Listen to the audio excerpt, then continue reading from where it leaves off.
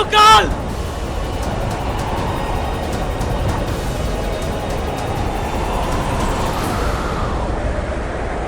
ये क्या? काल के शरीर का तो केवल भ्रम हुआ, हम तो उसे छू भी नहीं पाए। वो आया और तेजी से चला गया। क्या हुआ राजा भोज? इतनी हैरानी किस बात पर? बेटा, मुझे हैरानी इस बात की कि काल सम्राट विक्रमादित्य के सामने से निकल गई और सम्राट विक्रमादित्य उसे रोक भी नहीं पाए। हाँ, आप होते तो उसे चुटकी बजाकर रोक लेते या पकड़ लेते। राजन, वो काल था काल। काल का ना कोई रूप होता है और ना कोई स्वरूप। वो होता है हवा, और हवा को कोई कैसे पकड़ सकता है? अगर सम्राट विक्रमादित्य काल को पकड़ ही नहीं पाए तो नामदेव की रक्षा कैसे की होगी उन्होंने बेटा? इसीलिए तो मैं कहता हूँ राजन कि संसार के समस्त राजा एक तरफ और मेरा मित्र विक्रमादित्य एक तरफ। अगर वो काल था तो उसके सामने उसका काल था, यानी सम्राट विक्रमादित्य मेरे मित्र। और इसके बाद जो हुआ राजन, वो बहुत ही मजेदार और कौतूहल से भरा हुआ था। देखा राजन? देखा आपने? कितने परोपकारी थे मेरे मित्र विक्रमादित्य। उन्हें क्या लेना देना कोई जिए या मरे, लेकिन नहीं, परोपकारी जो ठहरे। इसीलिए पराई आग में कूद पड़े और निश्चय कर लिया, और वो नामदेव को पचाकर ही रहेंगे, और निकलने की तैयारी कर ली।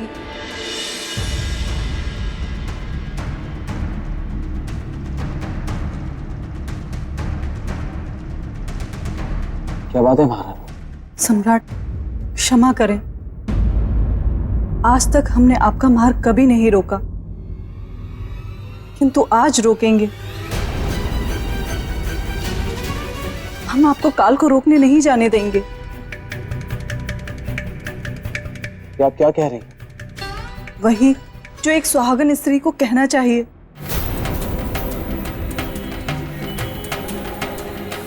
हम आपकी भावनाओं को समझ सकते हैं महारानी जी, आपके प्रेम का सम्मान करते हैं, परंतु काल को रोकना आवश्यक है। यदि नहीं रोका तो एक निर्दोष युवक ही नहीं मरेगा, परंतु उसके साथ उसकी अंधी मां की भी मृत्यु हो जाएगी, जिसकी सारी कामना अपने पुत्र के साथ जुड़ी हुई। किंतु आप पर कोई संकट आए, हम ये भी तो सहन नहीं कर सकते सम्राट। हमारे साथ जो होगा जो नहीं होगा ये भविष्य की बात है, परंतु मां और बेटे के साथ जो हो रहा है वो वर्तमान में हो रहा है, और वर्तमान को सुधारना हमारे लिए अधिक आवश्यक है। अब आप ही बताइए महारानी, हम क्या करें? आप ही निर्णय लीजिए। हमारी शुभकामनाएं आपके साथ हैं।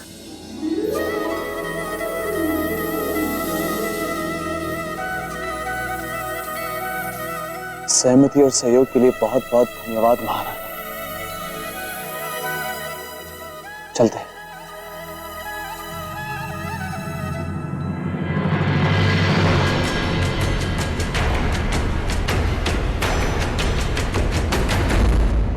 हम भी चाहते हैं कि आपके हाथों उस निर्दोष युवक की जान बचे,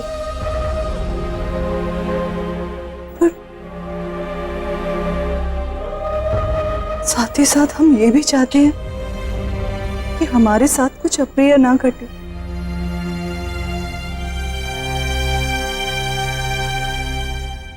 माँ, मैंने भोजन और पानी की व्यवस्था कर दी है। आप समय से भोजन कर लेना, मैं नौकरी पे जा रहा हूँ। बेटा, आज तो नौकरी पर मत जा। क्यों माँ? क्या हुआ माँ? तुम रो क्यों रही हो? कोई पीड़ा है? कल रात को मैंने एक बुरा सपना देखा। तू नौकरी पर जाएगा तो वापस कभी नहीं आएगा। माँ, सपने सच थोड़ी ना होते हैं, ये तो व्यक्ति के दिमाग में आते रहते हैं। तू हमेशा मेरे बारे में सोचती रहती है ना, इसलिए। अच्छा ठीक है, मैं आज नहीं जाता, यहीं पर रहूंगा। अब खुश? मेरा प्यारा बेटा।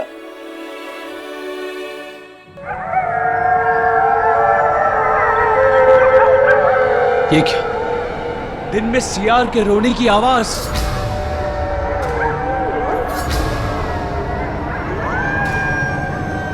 इसका अर्थ है कि काल आ चुका है, क्योंकि कुत्ते और सियार काल की अनुभूति पाकर ही रोते हैं।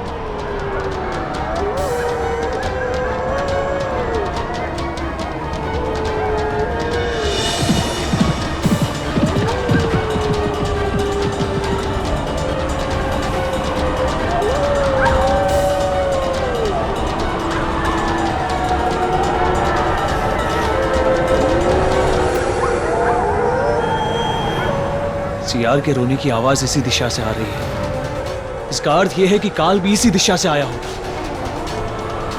हमें इसी दिशा में जाना चाहिए।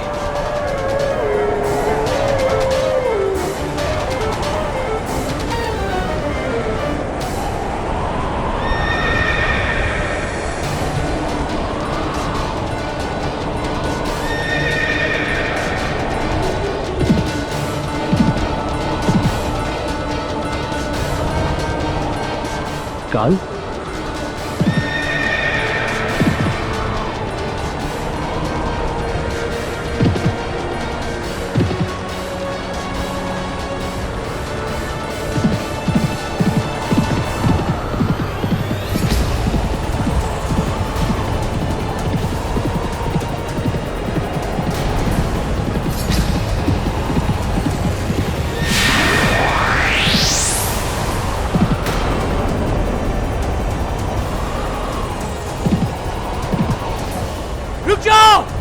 रुक जाओ काल।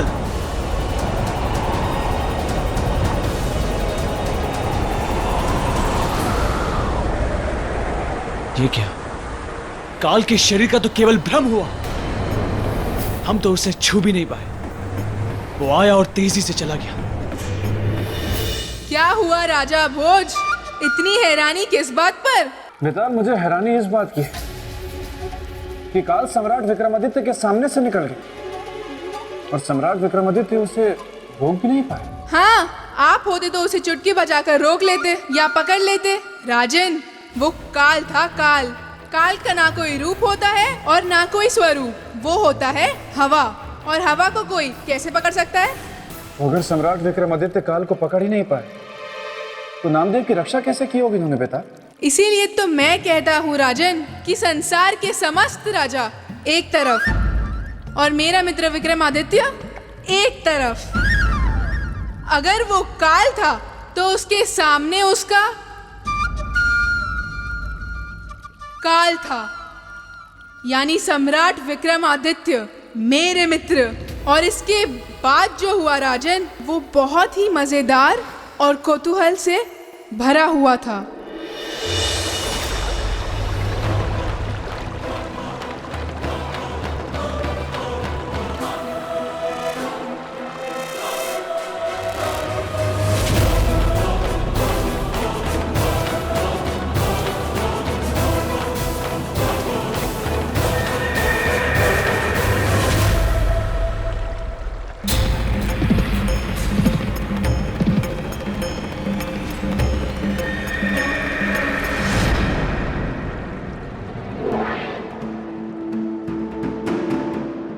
ये संसार में विराजमान पंचतत्व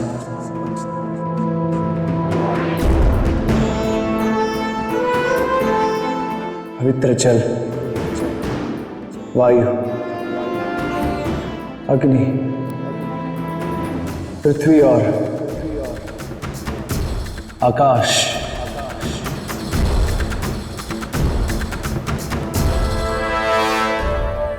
यदि हमने अपने जीवन में सदा ही सच्चे अर्थों में और सच्चे मन से मानवता की सेवा की है और इस जगत के कल्याण के लिए अपना जीवन अर्पित किया हो, तो हमारी सहायता कीजिए। और अभी इसी क्षण काल को एक शरीर प्रदान कीजिए।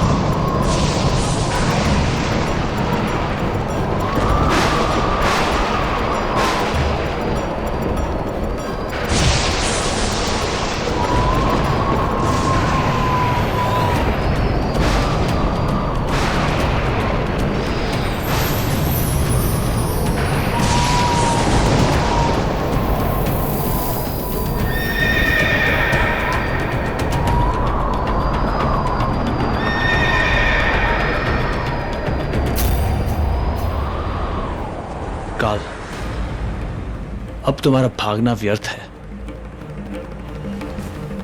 क्योंकि हमने तुमने शरीरधारी बना दिया है। अब हम तुम्हें छू भी सकते हैं और रोक भी सकते हैं। हम किसी निर्दोष की मृत्यु नहीं होने देंगे, कभी नहीं।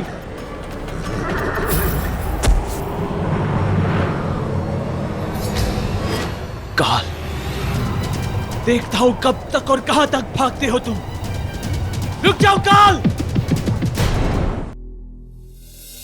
आचार्य जी, हम अभी तक इस चिंता से नहीं उभर पा रहे हैं कि सम्राट ने काल को रोकने का निर्णय लिया, तो आखिर क्यों लिया? एक सम्राट के तौर पर उनका यह निर्णय लेना धर्म था, क्योंकि एक निर्दोष के जीवन की रक्षा करना एक राजा का परम कर्तव्य होता है महारानी। हम मानते हैं आचार्य जी, हम मानते हैं कि जीवन रक्षा एक राजा का धर्म होता है, कर्तव्य होता है। पर काल को रोककर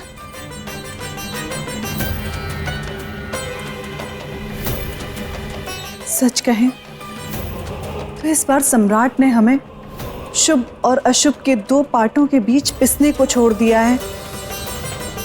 हम बुरे विचारों से अपने आप को मुक्त ही नहीं कर पा रहे हैं। आपकी आशंका निराधार नहीं है महारानी, क्योंकि काल को रोकना कभी भी शुभ हो ही नहीं सकता, और यदि उसे अपने तेज से रोका गया तो रोकने वाले के जीवन चक्र में प्रवेश कर सकता है। अर्थात उस रोकने वाले को भी काल के नियमों और सिद्धांतों का पालन करना होगा। आपका संकेत हम समझ गए आचार्य श्री। महारानी, मैंने ये जो कहा ये मेरा संकेत नहीं, संदेह था, और संदेह कभी सत्य का चोला नहीं पहनता महाराज। आप निश्चिंत रहिए, सम्राट को कुछ नहीं होगा। उनका तेज, उनकी शक्ति काल पर भी विजय प्राप्त करेगी। हमें विश्वास है कि सम्राट काल को अवश्य जीत लेंगे, किंतु फिर भी एक बार सम्राट की कुंडली देखकर आप हमें उनका भविष्य बताएं, अभी और इसी क्षण।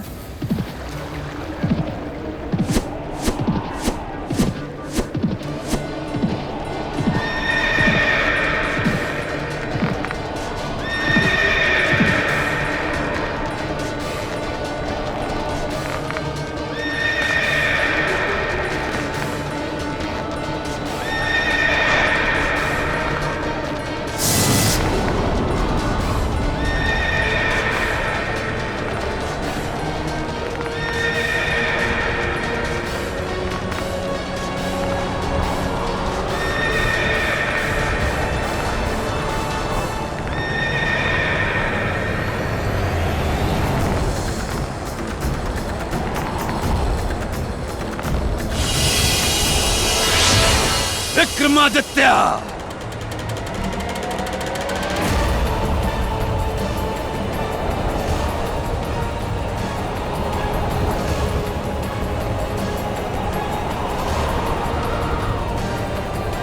तुम्हारा ये दुस्साहस, तूने काल को रोकने की कोशिश की,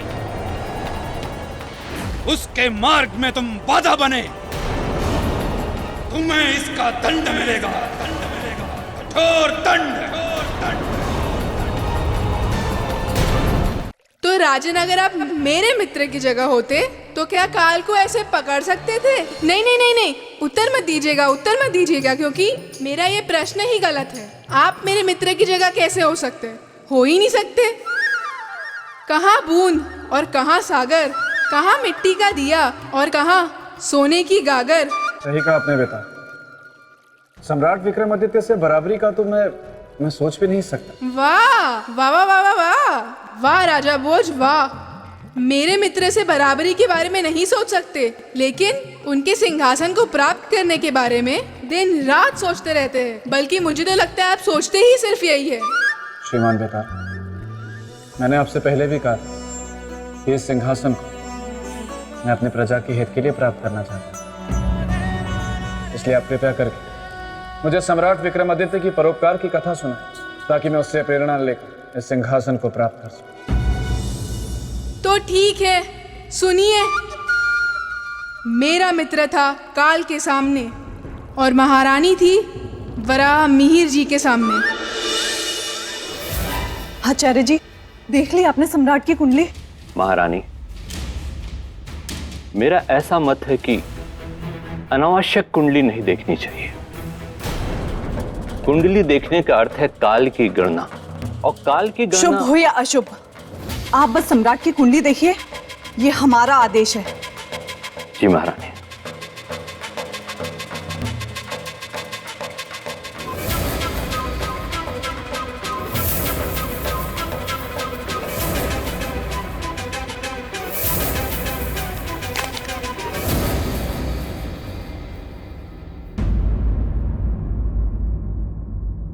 आचार्य जी, क्या बोल रही है सम्राट की कुंडली? कुंडली के अनुसार ग्रहों की स्थिति ठीक नहीं है महारानी। अकाल मृत्यु न होते हुए भी अकाल मृत्यु योग बनता स्पष्ट दिखाई दे रहा है। आप अपनी बात स्पष्ट कहें, हमें कुछ समझ नहीं आ रहा आचार्य जी। महारानी, ग्रहों की ऐसी स्थिति में मनुष्य स्वयं अपने कर्मों के द्वारा मृत्यु को आमंत्रित करता है। जैसे दो व्यक्तियों के झगड़े में अकारण तीसरे का आ जाना और उनके हथियार से उनका मारा जाना।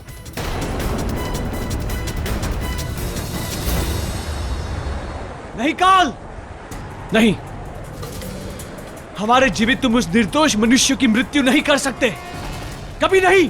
विक्रमादित्य, हट जाओ मेरे मार्ग से और जाने दो मुझे। इसके आगे हम तुम्हें नहीं जाने देंगे, किसी भी परिस्थिति में नहीं। विक्रमादित्य, तू मेरा मार्ग रोककर विधि के विधान में बाधा डाल रहा है। मान ले मेरी बात और जाने दे मुझे।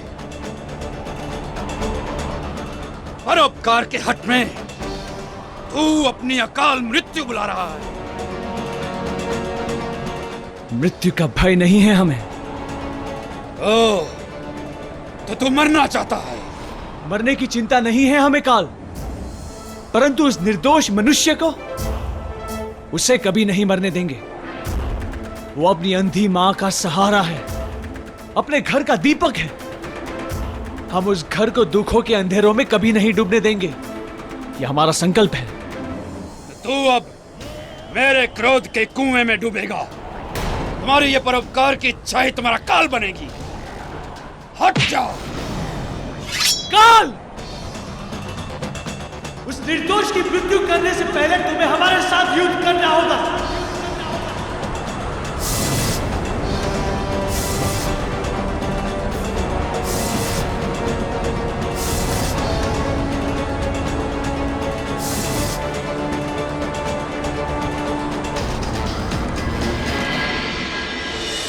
श्रीमान बेताल, यह संसार की सबसे रोचक और अभूतपूर्व घटना थी जब सम्राट और काल आमने सामने। फिर आगे क्या? फिर वो दोनों सो गए। सो गए? आप भी ना राजन, बड़े ही अजीब अजीब प्रश्न करते हैं। जब मेरे मित्र ने काल को युद्ध के लिए ललकारा था तो दोनों के बीच युद्ध ही हुआ होगा ना। कोई उन्होंने मिलकर नृत्य तो किया नहीं होगा। फिर हुआ दोनों में युद्ध, वो भी भयंकर।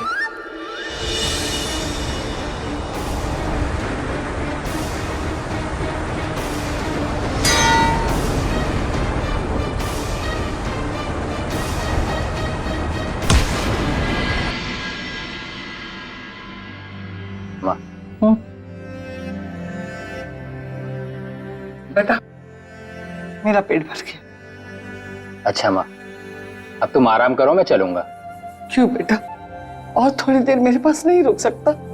माँ, पहले ही बहुत देर हो चुकी है। महारानी जी मंदिर जाने के लिए मेरी प्रतीक्षा कर रही होंगी। ठीक है बेटा।